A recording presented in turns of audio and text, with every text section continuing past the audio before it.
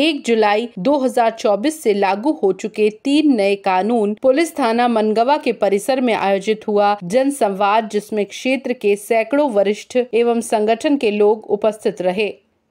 नमस्कार, आप देख रहे हैं डिजिटल यश तक न्यूज टीवी। भारतीय दंड संहिता एवं सीआरपीसी की धाराओं में लोकसभा राज्यसभा के बाद राष्ट्रपति के हस्ताक्षर के बाद अमल नए कानून को जनसंवाद के माध्यम से जागरूकता शासकीय संस्थाओं में विद्यालय महाविद्यालय में भी जागरूक किया जा रहा है। नए कानून जो लागू हुए हैं जनता के बीच, छात्र छात्राओं के बीच जनसंवाद के माध्यम से प्रदर्शित किया जा रहा है। इसी कड़ी में थाना परिसर मनगवा में भी जनसंवाद का कार्यक्रम आयोजित किया गया, जिसमें एसडीओ डॉक्टर कृपाशंकर द्विवेदी, तहसीलदार नितेश सिंह, नायक तहसीलदार मनोज सिंह, थाना प्रभारी गोकुल आनंद पांडे एवं विभिन्न संगठन की राजनीतिक दल के लोग जनसंवाद में शामिल हुए। 3 नए तरीके से लागू नियम के संबंध में अवगत कराया गया। साथ ही साथ समय समय पर शहर से लेकर ग्रामीण अंचल तक जागरूकता जनसंवाद का कार्यक्रम का सिलसिला जारी रहेगा। जनसंवाद कार्यक्रम समाप्त होने के बाद नए विवेचना के साथ भारतीय न्याय संहिता के तहत मारपीट का मामला दर्ज करवाया गया है, जिसमें पुलिस द्वारा कायम के दौरान स्वयं एसडीओपी डॉक्टर कृपाशंकर द्विवेदी के मौजूदगी में नए कानून लागू होने के बाद दर्ज किया गया। Bureau report, Rewa. देखिए, जो पुराने कानून थे, जिसमें से दंड प्रक्रिया संहिता यानी सीआरपीसी, आईपीसी भारतीय दंड संहिता और भारतीय साक्ष्य अधिनियम, ये करीबन 150 साल पुराने थे। उनमें तब्दीली कर वर्ष 2023 में अपने भारत सरकार द्वारा नया कानून बनाया गया, जिस नए कानून के तहत पुराने कानूनों में बदलाव किया गया, कुछ धाराओं को हटा दिया गया है, कुछ कानून को भी परिवर्तित किया गया है। जैसे दंड प्रक्रिया संहिता के स्थान पर भारतीय नागरिक सुरक्षा संहिता की गई है। भारतीय दंड संहिता के स्थान पर भारतीय न्याय संहिता की गई है। भारतीय न्याय संहिता में कुल 358 धाराएं हैं। पहले भारतीय दंड विधान में यानी आईपीसी में 511 धाराएं थीं। कुछ धाराएं ऐसी थीं जिनका उपयोग वर्तमान में नहीं था, उन्हें हटाया गया है, और कुछ धाराएं इसमें से जो महत्वपूर्ण थी, जो उन कानून में जिनका समावेश नहीं था, उन धाराओं को इसमें ऐड किया गया है, जोड़ा गया है। उसके अलावा भारतीय साक्ष्य अधिनियम, अब हिंदी और अंग्रेजी दोनों में ही उसका नाम भारतीय साक्ष्य अधिनियम है।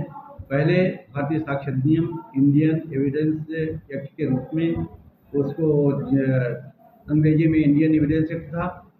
अब हिंदी और अंग्रेजी दोनों में भारतीय साक्ष्य अधिनियम कहा जाएगा।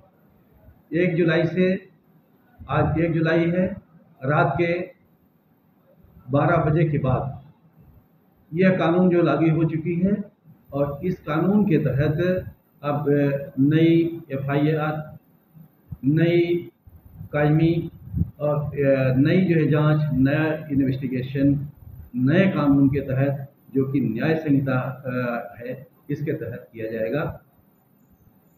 इसका प्रमुख रूप से इसका स्वरूप क्या होगा? मान लीजिए कोई घटना घटती है, चूँकि पूर्व की कार्यवाही दूसरे तरीके से थी, अब चूँकि इसको तब्दील कर दिया गया है, भारतीय न्याय संहिता का स्वरूप दिया गया है, तो इसकी प्रक्रिया क्या होगी? रिपोर्टिंग घटना अगर होती है, उसकी प्रक्रिया देखिए, घटना होती है, रिपोर्ट जिस तरह से पहले होती थी, एफआईआर होती थी, उसी तरह से एफआईआर होगी, लेकिन नई धाराओं के तहत होगी। इसमें कुछ नए परिवर्तन किए गए हैं।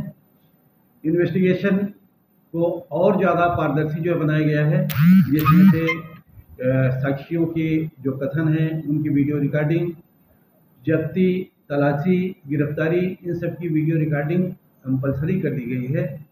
कुछ टाइम संशोधन विवेचना की प्रक्रिया का स्वरूप क्या होगा?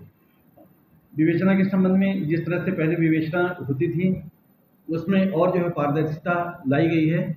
विवेचना के संबंध में जो गवाह हैं, खासतौर से जो गंभीर अपराध हैं, महत्वपूर्ण जो धाराओं में, उनकी वीडियो रिकॉर्डिंग कंपलसरी की गई है। महिलाओं और बच्चों के विवेचना के संबंध में जो प्रक्रिया जो बनाई गई है, यदि कोई महिला है, कोई जो विकलांग है, कोई वृद्ध व्यक्ति है, तो उसके सुविधा के अनुसार जहां वो बोलेगा उस सुविधा स्थल में उसका जो है कथन जो किया जाएगा, उसके कथन की वीडियो रिकॉर्डिंग जो की जाएगी। और प्रक्रिया में ही जो एफआईआर जो की गई हैं, एफआईआर की जो प्रगति है 90 दिन के भीतर जो फरियादी है, जो शिकायत करता है, वो पूछ सकता है कि हमने जो रिपोर्ट दिनांक खिलाफ किया था उसमें अब तक क्या प्रोग्रेस है। पुलिस उसको 3 माह के भीतर, 90 दिन के भीतर उसको अवगत जो है कराएगी। इसको जन जन तक जागरूकता पैदा करने के लिए जो है जागरूकता रैली और संवाद भी किया जा रहा है। हाँ, उसके लिए लगातार सोशल मीडिया के माध्यम से और अखबार पत्र के माध्यम से और उसके अलावा जनप्रतिनिधियों के माध्यम से, स्कूली विद्यार्थियों के माध्यम से, एनसीसी, एनएसएस और उसके अलावा जो प्रबुद्ध जन हैं उनके माध्यम से, खास तौर से थाना में भी आज सभी जगह कार्यक्रम जो रखे गए हैं, जिसमें से अभी मनगवा थाना में कार्यक्रम हमारा बारिश के बीच में संपन्न हो चुका है और हमारी जन जागरूकता रैली भी मनगवा के शहर शहर घूम चुकी है। इस नए कानून को संचालित करने के लिए और इसको सफल बनाने के लिए जन जन तक जो हितैषी है, उपयोगी है, न्याय पर आधारित कानून है, इस कानून की सफलता के लिए और इस कानून को क्रियान्वित करने के लिए, जन जागरूकता के लिए हमारा प्रयास लगातार जो है जारी है। अब इसके बाद अभी 4 बजे से हमने गढ़ थाना में भी अपने सब डिवीज़न में कार्यक्रम में रखा हुआ है, वहाँ भी मैं जाकर के लोगों को जो जागरूक करूँगा। ये जो पूर्व आईपीसी और सीआरपीसी के तहत कार्रवाई होती थी, ये जो नया 3 कानून लागू हुआ है जी, तो ये पहले का सरल था कि अब का, वर्तमान का? नहीं, जांच प्रक्रिया में देखिए, जांच प्रक्रिया में कोई ज़्यादा जो है बदलाव जो हुए नहीं हुआ है। इसमें पारदर्शिता ज़्यादा जो लाई गई है। पहले का जो कानून था उसमें कुछ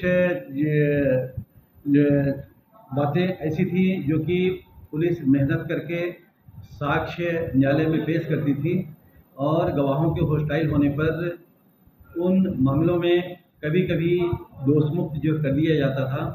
अब इस प्रक्रिया के तहत जब हम गवाहों के बयान की रिकॉर्डिंग, साइबर सेल की ये साक्ष्य और अन्य जो डिवाइस हैं उनकी साक्ष्य न्यायालय में जो पेश करेंगे, इसमें हमें अपराधियों को सज़ा दिलवाने में ज़्यादा जो है सहूलियत होगी और इस नए कानून के तहत अपराधियों की सज़ा में बढ़ोतरी होगी, उनके जो छूटने की संभावना कम रह जाएगी और पुलिस का जो विश्वास है जनता के प्रति वो बढ़ेगा। जो भारतीय नागरिक सुरक्षा संहिता में संशोधन हुआ है, जैसे 151 या 107(16) या 110 की कार्रवाई की जाती थी जी, तो इसमें क्या परिवर्तन है? ये सहूलियत है कि इसमें कठिनाई आ सकती है? नहीं, कोई कठिनाई नहीं आएगी और कोई विशेष इसमें सहूलियत वाली बात नहीं है। करीब करीब प्रक्रिया सेम है, सिर्फ जो है धाराओं का अंतर है और कोई विशेष परिवर्तन जो नहीं है इस प्रक्रिया। जागरूकता जनता के बीच में जो है ये चलता रहेगा भी? हाँ, ये जन जागरूकता का कार्यक्रम सतत जारी रहेगा।